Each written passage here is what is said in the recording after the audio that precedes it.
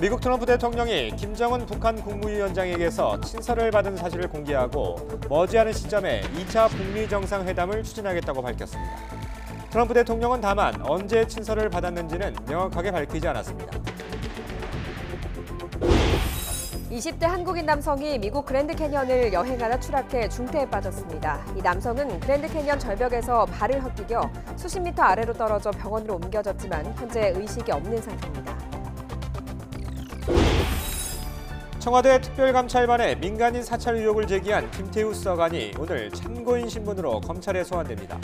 검찰은 김 수사관을 상대로 사찰 의혹의 내용과 윗선의 지시 여부 등을 조사할 계획입니다. 국정농단과 불법 사찰 혐의로 항소심 재판을 받고 있는 우병우 전 청와대 민정수석이 구속된 지 384일 만에 오늘 새벽 석방됐습니다. 구치소 앞에는 보수단체 회원들이 나와 우 전 수석을 환영했습니다. 새해 처음 개장한 뉴욕 증시가 중국 등 세계 경기 둔화 우려로 불안한 모습을 보이다 소폭 상승 마감했습니다. 트럼프 대통령은 중국과 무역 협상이 마무리되면 주가는 오를 것이라며 낙관론을 폈습니다. 오늘 아침 서울이 영하 8도까지 떨어져 춥지만 낮부터 영상권 기온을 회복하며 한파가 물러나겠습니다. 하지만 충북과 경기 남부 등 중부지방의 미세먼지 농도가 나쁨 수준까지 오를 전망입니다. 굿모닝 YTN 3부 시작합니다. 트럼프 미 대통령이 김정은 북한 국무위원장이 보낸 훌륭한 친서를 받았다고 밝혔습니다.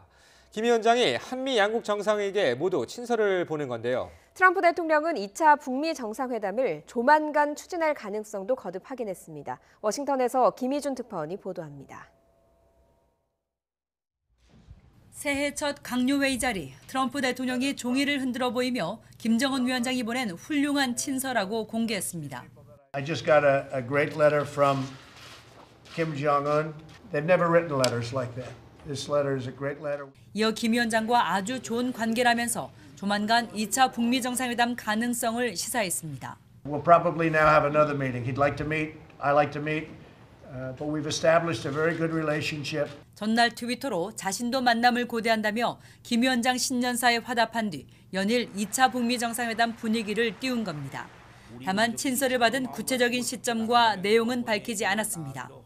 트럼프 대통령은 비핵화 협상에 대해 서두를 것이 없다는 속도 조절론도 재확인했습니다. 또 다른 정권이 들어섰다면 아시아에서 큰 전쟁이 일어났을 거라며 북미 대화 진전이 없다는 회의론을 일축했습니다.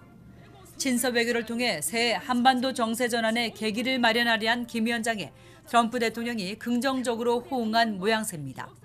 2차 회담의 공감대를 확인한 북미 두 정상이 조만간 다시 만나 비핵화와 상응 조치를 둘러싼 교착 국면에 이른바 톱다운식 돌파구를 마련할지 주목됩니다. 워싱턴에서 YTN 김희준입니다. 세계적인 관광지인 미국 그랜드 캐니언에서 한국인 관광객이 절벽 아래로 떨어져 중태에 빠졌습니다. 단체 관광을 하다 자유시간 중 변을 당한 것으로 전해집니다. 김기봉 특파원이 보도합니다. 미국 서부 여행 대표 관광지의 하나인 그랜드 캐니언 사우스림. 캐나다에서 유학 중인 25살 박모 씨도 연말을 찾아 이곳을 찾았다가 화를 당했습니다. 촬영 장소로 유명한 야바파이 포인트와 마드 포인트 사이의 절벽에서 수십 미터 아래로 떨어졌습니다. 헬기로 구조돼 인근 병원으로 후송됐지만 복합골절과 뇌 손상으로 아직 의식을 찾지 못하고 있습니다.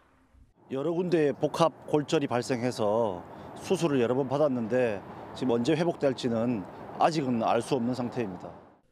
여행사를 통해 단체 관광을 했던 박 씨는 자유시간 중에 변을 당한 것으로 전해졌습니다. 9명의 일행 가운데 박 씨를 포함해 한국인 3명이 같이 다녔는데 이 가운데 중학생 목격자 1명은 박 씨가 바위 쪽으로 걸어가다 떨어졌다고만 말했습니다. 이동 중에 떨어진 것으로 보입니다. 다만 정확하게 어떤 상황에서 어디로 이동하다가 추락했는지는 아직 파악 중에 있습니다. 현지 경찰도 사고 경위를 조사하고 있지만 조사가 끝날 때까지는 시간이 좀 걸릴 것으로 LA 총경사관은 보고 있습니다.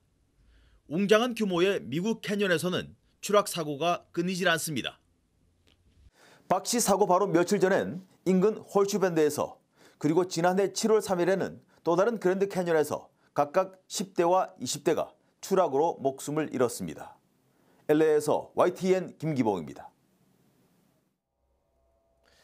청와대 민간인 사찰 의혹을 수사하고 있는 검찰이 오늘 오후 김태우 수사관을 소환 조사합니다.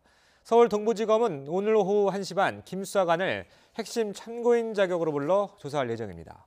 대검 감찰 조사 이후 김 수사관이 소환 조사를 받는 건 이번이 처음입니다. 정부가 청와대 관련 폭로성 주장을 계속해온 신재민 전 사무관을 결국 검찰에 고발했습니다. 그러나 신 전 사무관은 어제 기자회견까지 열어 적자 국채 발행을 압박한 청와대 인사가 차영환 전 비서관이라고 주장했습니다. 김평정 기자입니다. 청와대가 민간 기업인 KTNG의 사장 교체와 적자 국채 발행을 압박했다는 폭로성 주장으로 파문을 일으킨 신재민 전 사무관. 정부가 신 전 사무관에 대한 강경 대응으로 검찰에 고발했습니다.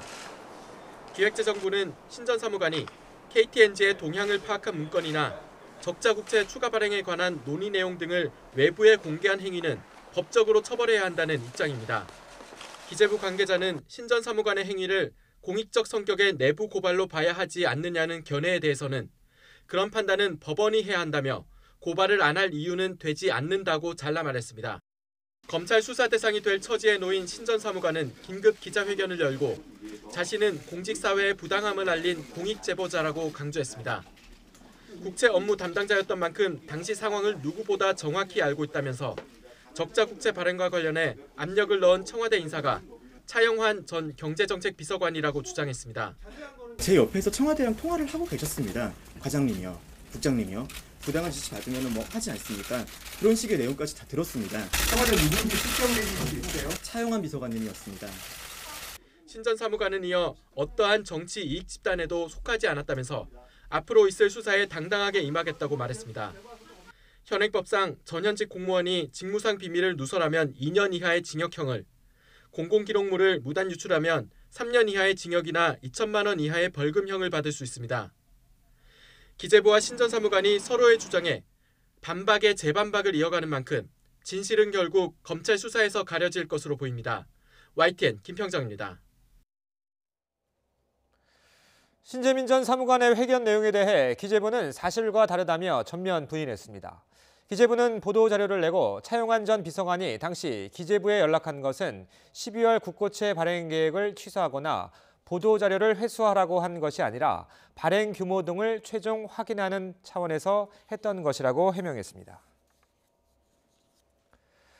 국정농단과 불법 사찰 혐의로 재판 중인 우병우 전 청와대 민정수석이 오늘 새벽 구속기간 만료로 석방됐습니다. 구속 384일 만인데 앞으로 불구속 상태에서 항소심 재판을 받게 됩니다. 보도에 이상순 기자입니다. 오늘 새벽 0시쯤 경기도 의왕시 서울구치소 앞에 태극기를 든 사람들이 모였습니다. 우병우 전 청와대 민정수석의 지지자들입니다.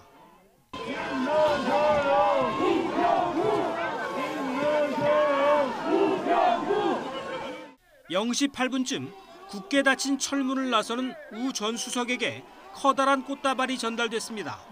엷은 미소로 화답하는 순간 취재진의 질문이 쏟아집니다. 출소 신경 한 말씀만 감사합니다. 이것 좀 받으세요. 신경 한 말씀만 감사합니다. 우 전 수석은 아무런 답변 없이 대기하던 승용차를 타고 귀가했습니다.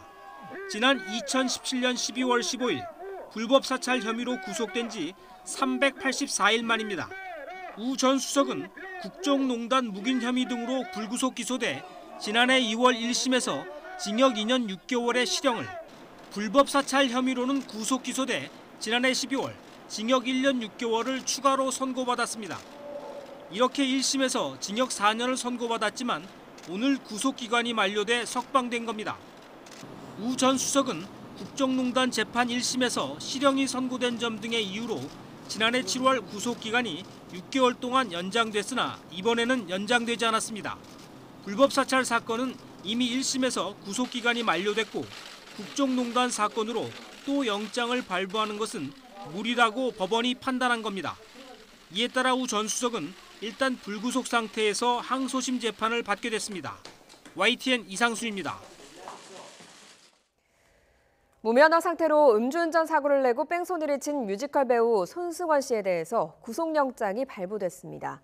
서울중앙지방법원은 음주 뺑소니 사고를 낸 손 씨의 범죄 혐의가 소명되고 구속 사유와 필요성이 인정된다면서 구속영장을 발부했습니다.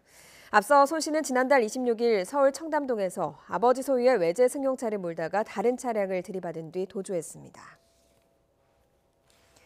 화장실에서 벌을 받던 4살 여자아이가 숨진 사건과 관련해서 경찰이 아이의 어머니에 대해 구속영장을 신청했습니다. 경기의정부경찰서는 화장실에서 4시간 동안 벌을 선 뒤 쓰러져 숨진 A양의 어머니 35살 이모 씨에 대해 아동학대 치사 혐의로 구속영장을 신청했다고 밝혔습니다. 이 씨는 지난 1일 새벽 A양이 바지에 소변을 봤다는 이유로 4시간 동안 화장실에 가둔 뒤 쓰러져 숨지게 한 혐의를 받고 있습니다. 어젯밤 10시 40분쯤 경북 구미시 옥계동의 한 모텔에서 불이 나 투숙객들이 옥상으로 대피하는 등 소동이 벌어졌습니다. 불은 모텔 2층 주방에서 발생한 것으로 알려졌으며 투숙객 13명이 연기를 마시거나 찰과상을 입고 병원 치료를 받았지만 큰 부상자는 없는 것으로 전해졌습니다. 소방당국은 밤 11시 25분쯤 불을 끄고 정확한 화재 원인을 조사하고 있습니다. 어젯밤 11시 40분쯤 부산시 서구 토성동의 한 주점에서도 불이 나 주점 일부와 2층 주택 일부를 태웠습니다. 이 불로 소방서 추산 500여만 원의 재산 피해가 났지만 인명피해는 없었습니다. 소방당국은 불이 나기 전 주변에서 폭죽을 터뜨리는 소리를 들었다는 신고자의 말에 따라서 폭죽 불티가 옮겨부터 불이 났을 것으로 보고 정확한 화재 원인을 조사하고 있습니다. 새해 들어 처음 개장한 뉴욕 증시가 중국 등 세계 경기 둔화 우려 속에 등락을 거듭하다 소폭 상승 마감했습니다. 트럼프 대통령은 미중 무역 협상만 마무리되면 주가는 오를 것이라며 증시 낙관론을 유지했습니다. 뉴욕에서 김희용수 특파원이 보도합니다. 새해 첫 거래일 뉴욕 증시는 개장하자마자 큰 폭으로 하락 출발했습니다. 하지만 장중 낙폭을 축소했고 결국 오름세로 돌아서 상승 마감했습니다. 장 초반엔 중국의 12월 제조업 지표가 1년 7개월 만에 경기 축소 영역에 진입하면서 글로벌 경기 둔화 우려가 시장을 압박했습니다. 미중 무역 협상이 순탄하지 않을 것이란 보도도 투자 심리를 위축시켰습니다. 뉴욕타임즈는 로버트 라이트하이저 미 무역 대표부 대표가 트럼프 대통령에게 대중국 추가 관세의 필요성을 경고했다고 보도했습니다. 중국이 지난달 미국산 대두 수입을 확대한 것에 현혹되지 말아야 한다는 겁니다. 하지만 트럼프 대통령은 낙관론을 유지했습니다.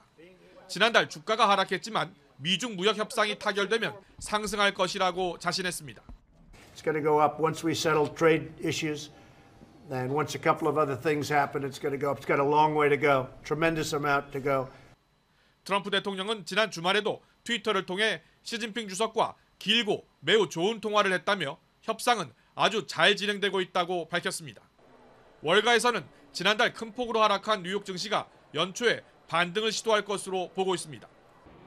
뉴욕타임즈는 올해 미 증시의 4대 변수로 금리 인상과 성장 둔화, 기술주 반등, 그리고 불안한 트럼프 대통령의 국정 운영 방식, 이른바 트럼프 리스크를 꼽았습니다. 뉴욕에서 YTN 김영수입니다.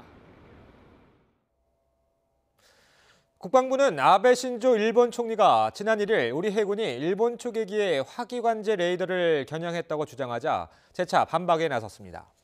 국방부는 입장 자료를 내고 일본이 동영상 공개에 이어 고위 당국자까지 나서 일방적 주장을 되풀이하고 있는 데 대해 깊은 유감을 표명한다고 밝혔습니다. 이어 일본은 더 이상 사실을 왜곡하는 행위를 중단하고 인도적 구조작전 중이던 우리 함정에 위협적인 저공 비행을 한 행위에 대해 사과부터 하라고 덧붙였습니다. 한일 위안부 합의 문제나 이번 레이더 공방까지 한일 정부 간의 이견이 생길 때마다 일본 정부는 이를 국제사회로 이슈화시키는 데 노력하고 있습니다. 한국은 믿을 수 없는 나라라고 주장하면서 국제 여론전에 나선 건데 우리 정부의 꼼꼼한 대책이 필요해 보입니다. 도쿄에서 황보현 특파원이 보도합니다. 우리 함정이 사격 전 단계에 사용하는 위험한 레이더를 자국 초계기에 비췄다는 증거라며 일본 정부가 유튜브에 올린 영문 번역 동영상입니다. 오히려 위험한 비행이었다는 우리 정부의 반박을 의식한 듯 시작 부분에는 초계기의 비행 고도와 거리가 국제법을 준수하고 있다고 적었습니다. 대화는 물론 설명을 통해 우리 군함이 사격 관제 레이더를 비췄다는 식의 영문 자막을 10여 차례나 노출했습니다.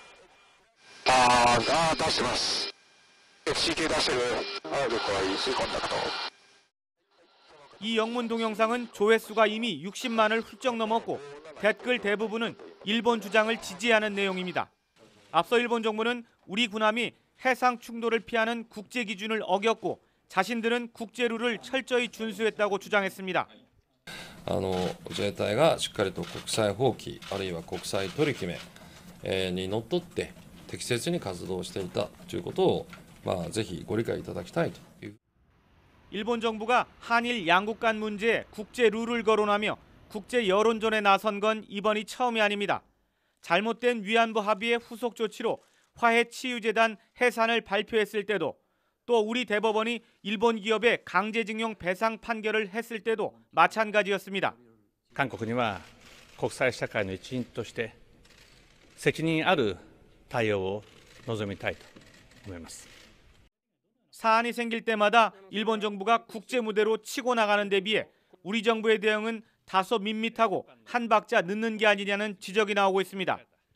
국제 룰은 지켜야 한다는 게 국제사회의 보편적인 생각인데 자세한 사실관계를 떠나 일본 측 주장이 큰 목소리로 파급되는 게 현재 상황인 만큼 이에 대비한 우리 정부의 고민이 절실해 보입니다. 도쿄에서 YTN 황보현입니다. 다스의 실소유주로 인정돼 1심에서 징역 15년을 선고받은 이명박 전 대통령이 항소심 첫 공판에 출석했습니다. 넉 달 만에 법정에 나온 건데요. 이 전 대통령은 하고 싶은 말은 많지만 재판이 끝날 때 하겠다며 입을 닫았습니다. 신지원 기자가 보도합니다. 이명박 전 대통령은 검은 정장에 넥타이를 하지 않은 차림으로 항소심 법정에 출석했습니다. 지난해 9월 1심 결심 공판 이후 법정에 나온 건 약 넉 달 만입니다. 방청객들로 발디딜 틈이 없던 법정에는 딸 승연 씨와 이재호 전 의원 등 측근들이 나와 재판을 지켜봤습니다. 첫 공판에서는 검찰과 변호인 양측이 각각 1시간 동안 항소 이유를 밝혔습니다. 먼저 검찰은 횡령 등 일부 혐의를 무죄로 본 원심이 부당하다며 징역 15년이 너무 가볍다고 주장했습니다. 반면 이 전 대통령 측은 다스는 누구 것이냐는 질문이 무의미하다며 측근들의 검찰 진술도 허위라고 주장했습니다. 재판이 끝날 무렵 재판부가 이 전 대통령에게 입장을 물었지만 이 전 대통령은 하고 싶은 말은 많지만 변론이 끝날 때 말하겠다며 말을 아꼈습니다. 1심 때와 달리 항소심에서는 김백준 전 청와대 총무비서관과 원세훈 전 국정원장 등 예측근 15명이 증언석에 섭니다. 오는 9일에는 이 전 대통령이 측근인 김석한 변호사를 통해 삼성의 뇌물을 받은 혐의와 관련해 이학수 전 삼성그룹 부회장이 증인으로 나옵니다. 대통령이 낼 돈을 너희가 좀 대신 내라고 얘기를 했다는 건지 아니면 자기가 대통령을 위해서 여러 가지 활동을 하는데 쓰는 비용을 좀 삼성에 좀 도와달라고 했다는 것인지에 따라가지고 뇌물인지 아닌지가 판명이 될 거거든요. 1심에서 이 전 대통령 측에 불리한 진술을 했던 관계자들이 잇따라 증인으로 서게 되면서 항소심에서는 더욱 치열한 공방이 예상됩니다. YTN 신지원입니다. 해를 넘긴 양승태 사법부의 사법농단 수사가 막바지 속도를 내고 있습니다. 지난주 김용덕 차한성 전 대법관을 비공개 조사한 데 이어 양승태 전 대법원장 소환 시기도 고심하고 있습니다. 강희경 기자가 보도합니다. 박병대, 고영한 전 대법관에 대한 구속영장이 모두 기각된 이후 보강 수사를 이어가고 있는 검찰이 최근 김용덕, 차한성 전 대법관을 비공개로 소환해 조사했습니다. 일제 강제징용 소송을 고의로 지연시켰다는 의혹 등을 확인하기 위해서입니다. 김 전 대법관은 2013년에 접수된 징용소송 재상고심의 주심을 맡았고 차 전 대법관은 이 시기에 법원 행정처장을 지냈습니다. 검찰은 선고가 지연된 배경과 그 과정에 양승태 전 대법원장의 개입이 있었는지 등을 추궁한 것으로 전해졌습니다. 지난해 11월에 이어 두 번째로 소환된 차 전 대법관을 상대로는 판사 블랙리스트를 작성하고 인사 불이익을 주는 데 관여했다는 의혹에 대해서도 조사했습니다. 앞서 검찰은 법원행정처 인사담당 부서 사무실을 3차례 압수수색해 의혹을 뒷받침하는 문건이 2012년부터 6년 동안 생산된 사실을 확인했습니다. 바람과 달리 사법농단 수사가 해를 넘긴 만큼 검찰은 막바지 수사의 속도를 더욱 높일 것으로 보입니다. 조만간 사법농단 1호 피고인이자 핵심 실무 책임자인 임종원 전 법원행정처 차장을 추가 기소하고 박병대, 고영한 전 대법관을 다시 소환해 영장 재청구 여부 등을 결정할 방침입니다. 사실상 양승태 전 대법원장 소환 조사만을 남겨놓은 상황에서 김명수 대법원장은 결과에 대한 평가를 겸허히 받아들이겠다고 말했습니다. 우리가 현재 겪는 어려움은 외부의 간섭 없는 공정한 재판을 받을 권리를 국민들에게 돌려드리려는 과정에서 겪어야 할 불가피한 일입니다. 추락한 사법부의 신뢰는 사법부가 스스로 다시 쌓아올려야 한다며 올해에도 사법개혁이라는 시대적 사명을 위해 흔들림 없이 나가겠다고 강조했습니다. YTN 강희경입니다. 전두환 전 대통령의 부인 이순자 씨가 남편은 민주주의의 아버지라고 말해 논란이 일고 있습니다. 여야 모두 망언이라고 비판을 쏟아냈지만 자유한국당은 침묵했습니다. 최기성 기자입니다. 시작은 이순자 씨가 한 인터넷 극우 매체와 40여 분 동안 진행한 인터뷰입니다. 이 자리에서 이 씨는 남편인 전두환 전 대통령을 치켜세우며 다양한 이야기를 쏟아냈습니다. 이 씨는 우리나라에 처음으로 5년 단임제를 도입한 남편을 민주주의의 아버지라고 생각한다고 주장했습니다. 여야 사당은 해당 발언을 망언으로 규정하며 일제히 들고 일어났습니다.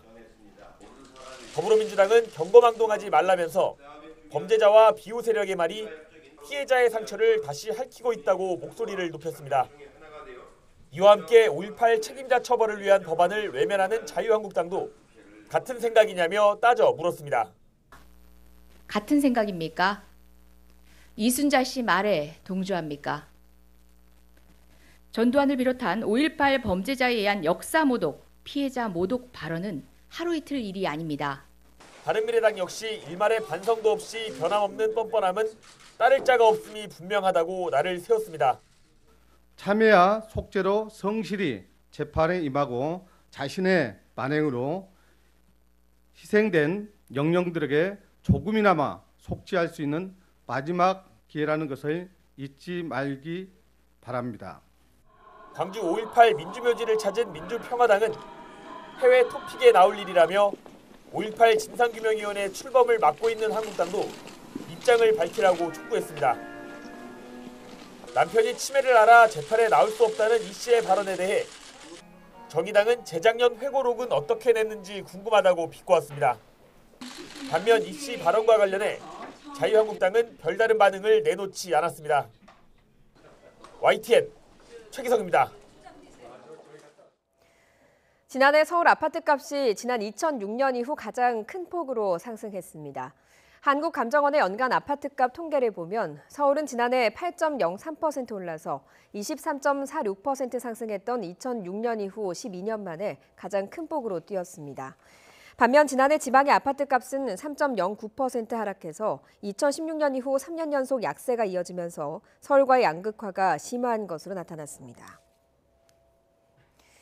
이주열 한국은행 총재는 미국의 통화정책 정상화 속도가 늦춰지면 시장 안정 차원에서는 긍정적일 것이라고 내다봤습니다.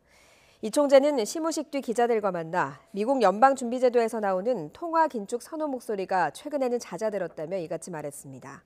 또 올해 통화정책을 운용하는 데에는 미국이 어느 때보다도 큰 영향을 줄 것 같다며 경기와 금융 안전을 균형 있게 고려하겠다고 설명했습니다. 식중독을 일으키는 노로바이러스가 반려동물인 개에서 검출됐다는 연구 결과가 국내에서 처음으로 보고됐습니다. 전염성이 강한 노로바이러스가 사람과 동물 사이에 교차 감염될 가능성도 있어서 주의가 요구됩니다. 이정우 기자입니다.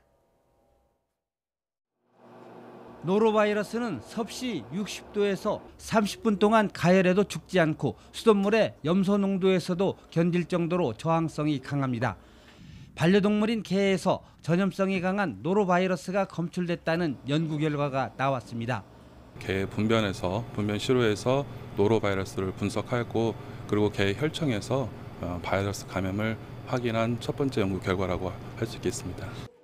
연구팀은 동물병원과 동물보호소 등지에서 개 427마리의 혈청을 수집해 유전자를 분석한 결과 15.9%인 68마리에서 노로바이러스 항체 양성 반응을 확인했습니다. 또 개 분변 샘플 459개 중 3.1%에서 노로바이러스가 나타났습니다. 국내에서 개 분변과 혈청에서 노로바이러스를 검출한 연구는 이번이 처음입니다. 외국에서는 2007년 이탈리아에서 첫 보고가 나왔고 유럽 14개 나라에서 수집한 개 혈청에서는 노로바이러스 항체 양성률이 39%에 이른다는 연구 결과도 있습니다. 노로바이러스에 감염된 개가 사람에게 바이러스를 옮기는지에 대해서는 아직 정확하게 확인되지 않았습니다. 전문가들은 노로바이러스 자체가 사람과 동물에 모두 감염될 수 있는 인수공통 감염병으로 반려동물인 개와 교차 감염 가능성을 우려하고 있습니다. 외국 사례에서 보면은 개 노로바이러스에 걸린 환자의 그 애완견에서 그 환자의 바이러스가 전염돼서 그 식중독 증상을 일으킨 사례가 있습니다. 전북대학교와 공동 연구한 이번 성과는 국제학술지 BMC 수의학 연구에 실렸습니다. YTN 이정우입니다. 평화운동가 김복동 할머니가 제1회 바른의인상을 수상했습니다. 공익사단법인 정은 김복동 할머니가 일본군 성노예제 피해자 아픔에도 대부분의 재산을 후진교육 등을 위해 기부했다며 선정 이유를 밝혔습니다. 김 할머니는 제1조선학교 학생을 지원하는 김복동 희망재단과 전쟁 성폭력 피해 여성을 지원하는 활동가에게 주는 김복동 평화상을 운영하는 등 평생 1억 5천만 원을 사회에 기부했습니다. 현재 병중에 있는 김 할머니는 이번에 받은 상금 500만 원도 제1조선학교 학생들을 위해 써달라고 당부했습니다. 방송인 광희 씨가 제대 후 처음으로 프로그램 MC를 맡았습니다. 아이돌 그룹을 파헤치는 예능 주간 아이돌의 새로운 진행자가 됐는데요. 제작 발표 현장으로 가보겠습니다. 광희 씨와 함께 새롭게 발탁된 MC는 연예계 대표 절친 개그맨 조세호 씨와 남창희 씨입니다. 정해진 포맷보다는 출연하는 아이돌의 특성을 살린 맞춤형 코너로 시청자들을 만날 예정인데요. 광희 씨는 지난달 전 매니저의 과거 일진선 의혹으로 구설에 오르기도 했죠. 광희의 말을 직접 들어보겠습니다. 사실은 뭐 이렇게 제가 뭐 이렇게 잘해서 그런 게 아니라 한번 써보고 재밌으면 계속 쓰시려고. 검증이 필요하니까 이제 그러려고 이제 처음에 이렇게 저한테 러브콜이 많이 들어온 것 같고. 뭐 지금도 계속 연락을 주시는데 아무래도 솔직함이 많은 분들이 찾아주시는 이유가 아닌가. 녹화도 잘 풀리고 이래서 너무너무 다행이고 걱정을 많이 했었어요. 네, 다행히. 제가 기도를 많이 했었거든요. 근데 교회 가갖고 예능감 잃지 않게 해달라고. 얼마 전에 있었던 저희 매니저와 이제 또 제가 그런 일이 있었는데요. 여러 가지로 상처 입은 분들께 좀 죄송한 말씀을 제가 죄송하다고 좀 말씀을 드리고 저희로 인해서 많은 분들이 이제 걱정하시고 이제 마음 써주신 부분이 있어서 저희가 굉장히 죄송스러운 마음이 있습니다. 뮤지컬 라이온킹 인터내셔널 투어가 새해를 맞아서 국내 최고층 건물인 서울 롯데월드타워에서 퍼포먼스를 펼쳤습니다.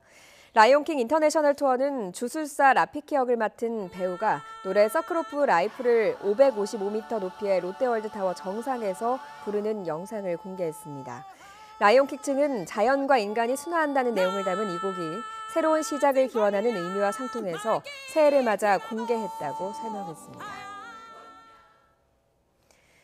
시진핑 중국 국가주석이 새해 벽두부터 타이완 문제를 들고 나왔습니다. 타이완과의 통일은 평화적으로 할 것이라고 하면서도 미국을 겨냥해서 외부 간섭 반대와 무력 사용 가능성을 언급하기도 했습니다. 베이징 박희천 특파원입니다.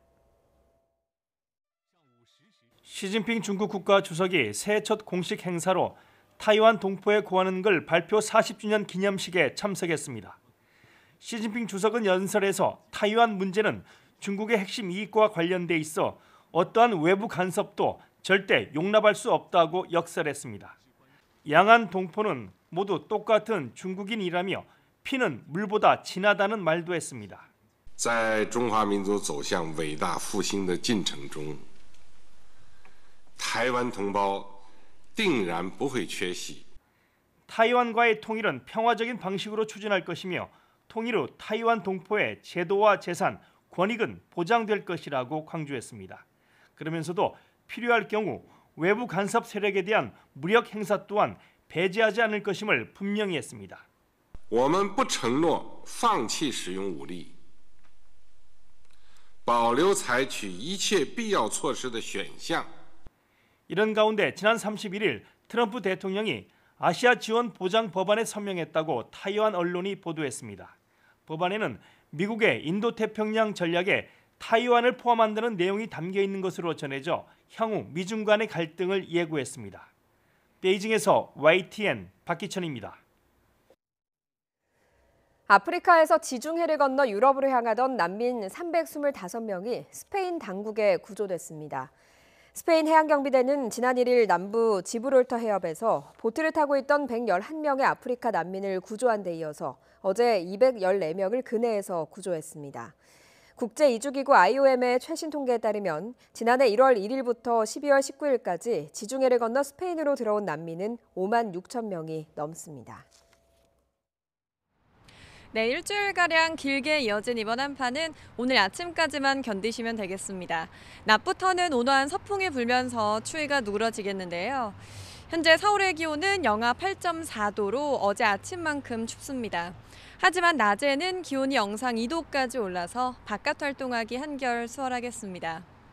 하지만 추위가 풀리니 어김없이 미세먼지가 기승입니다. 아직은 전국의 대기질이 양호하지만 점차 중부지방을 중심으로 공기가 탁해지겠는데요.